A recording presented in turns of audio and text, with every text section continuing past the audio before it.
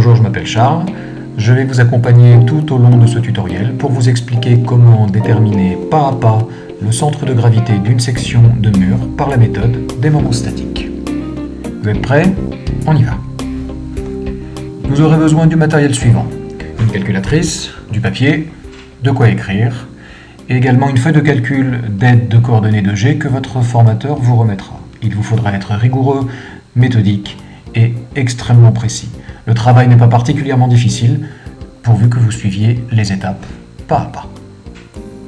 Vous avez à gauche de l'écran une tranche de 1 mètre de largeur de mur de soutènement en béton, et pour effectuer notre calcul, nous allons devoir raisonner sur le profil du mur, qui est représenté à droite sur l'écran. Pour déterminer le centre de gravité de ce profil, nous allons utiliser un repère et des coordonnées cartésiennes, c'est-à-dire en X et en Y. Vous remarquerez que le repère est placé dans l'angle bas à gauche du profil du mur de soutènement, et la méthode des moments statiques va nous permettre de déterminer XG et YG. À partir de votre section de mur, vous allez mentalement la décomposer en figures simples, c'est-à-dire des triangles, des carrés et des rectangles. Votre figure se décompose ainsi, facilement, avec un premier triangle, un deuxième, un troisième, un rectangle, un carré et un troisième rectangle tout en bas. Vous traiterez les calculs séparément pour chacune de ces figures. Vous avez 3 triangles et 3 rectangles. Il vous faudra 3 fois faire un calcul de centre de gravité sur les triangles et 3 fois faire un calcul de centre de gravité sur le carré et les rectangles. Vous aurez ainsi 6 calculs élémentaires différents, et à partir de ces 6 calculs, vous pourrez déterminer les coordonnées du centre de gravité de votre mur. Mais reprenons cela étape par étape. Par souci de clarté et de simplification des calculs, vous allez numéroter chacune de vos 6 figures de 1 à 6.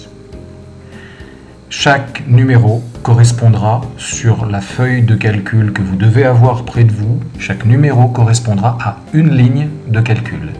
Il y a 6 figures dans votre profil de mur de soutènement. Votre tableau doit donc contenir 6 lignes numérotées de 1 à 6, plus une ligne finale pour le résultat.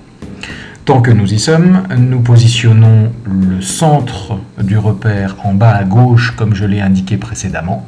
Vous tracez l'axe des abscisses en horizontal et l'axe des ordonnées en vertical. Et à partir de maintenant, vous allez pouvoir isoler votre première figure, votre élément numéro 1, à partir duquel nous allons appliquer la méthode du calcul du moment statique. Pour cet élément numéro 1, vous allez devoir calculer sa surface. C'est un rectangle, c'est pas très compliqué. Vous déterminerez la position du centre de gravité en déterminant par lecture ou par calcul l'abscisse du centre de gravité et l'ordonnée du centre de gravité. Commençons par déterminer la surface de l'élément numéro 1. Là, vous devez vous demander comment on fait pour déterminer la surface d'un rectangle. Alors, si vous ne savez pas, il faut vous inquiéter ou alors vous mettre au travail assez rapidement. Bien évidemment, la surface d'un rectangle se calcule en prenant la largeur ici en bas, en rouge, et en multipliant cette largeur par la hauteur ici en bleu.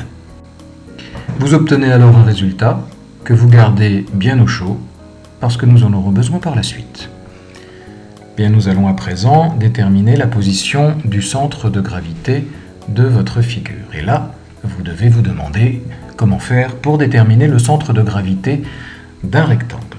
Si ça ne vous revient pas à l'esprit, peut-être qu'avant d'aller plus loin, il vous faut arrêter là ce tutoriel et jeter un œil au drop qui explique comment faire pour déterminer les centres de gravité des figures simples, c'est-à-dire les carrés, les rectangles, les triangles et les disques. Ça vous permettra de gagner du temps. Mais bien sûr, vous connaissiez la réponse. Effectivement, le centre de gravité d'un rectangle se trouve exactement à l'intersection des diagonales. Sachant ceci, vous n'avez plus qu'à tracer les diagonales de votre élément numéro 1 et vous avez ainsi la position du centre de gravité de l'élément numéro 1. Bien. Maintenant que vous avez déterminé le centre de gravité, vous allez déterminer l'abscisse en projetant ce centre sur l'axe des X. Vous pouvez lire l'abscisse ou bien en utilisant les cotes et les mesures de votre schéma, calculer cette même valeur de l'abscisse. Vous conservez le résultat bien au chaud comme le précédent parce que nous allons aussi en avoir besoin un peu plus tard. Pour déterminer l'ordonnée du centre de gravité, on procède exactement de la même façon en projetant sur l'axe des Y le centre de gravité. De cette façon, on peut directement lire la valeur de Y, ou alors on utilise les cotes présentes sur le dessin, et dans ce cas, on calcule la valeur de Y. Et une fois cette valeur déterminée, on la garde de côté. Elle va nous servir plus tard. Voilà, vous avez toutes les valeurs pour déterminer le moment statique de l'élément numéro 1. En multipliant la surface de votre rectangle par l'abscisse du centre de gravité, vous allez obtenir le moment statique par rapport à Y. J'attire votre attention sur le fait que lorsque vous utilisez l'abscisse du centre de gravité, c'est-à-dire X, vous déterminez le moment statique par rapport à Y et non pas par rapport à X. C'est une erreur très fréquente, essayez de l'éviter. En calculant le produit de la surface S1 par l'ordonnée du centre de gravité YG1, vous obtenez le moment statique par rapport à X, bien évidemment, et non pas par rapport à Y. Et c'est terminé pour les calculs que vous avez à faire concernant l'élément numéro 1. Et nous pourrions nous arrêter là, puisque pour chacune des 6 figures qui composent le profil de votre mur de soutènement, il faudra déterminer la surface, positionner le centre de gravité, puis lire sur le repère ou calculer avec les cotes l'abscisse et l'ordonnée du centre de gravité. Mais comme c'est certainement la première fois que vous découvrez cette méthode et que je veux absolument m'assurer que tout est parfaitement clair pour vous, je vais poursuivre le calcul pour chacun des éléments de façon à continuer de vous accompagner pas à pas.